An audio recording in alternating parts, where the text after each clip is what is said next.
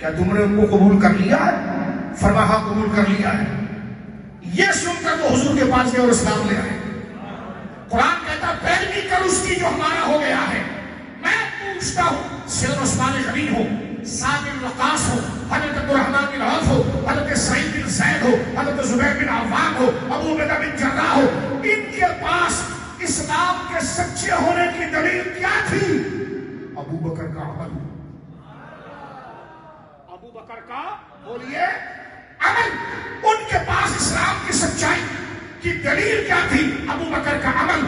ابو بکر نے زندگی کو پارسائی کے ساتھ گزاری کہ عثمان غنی نے دیکھا ابو بکر جس کے پیچھے تو چلا ہے وہی راستہ ٹھیک ہے، سعد نے دیکھا جس کے پیچھے تو چلا ہے وہی راستہ ٹھیک ہے۔ ہمارے لیے اسلام کی دلیل کیا ہے؟ فرمایا ابو بکر قرآن آیا تمہاری، فرمایا وہ اتبع سبیل من اناب الیہ، لگ جاؤ اس کے ساتھ جو ہمارا ہو گیا۔ یہ شان ہے ابو بکر صدیق۔ بولیے سبحان اللہ۔ میں بات کو اختتام کی طرف لے جاتا ہوں۔ یہ جو جماعت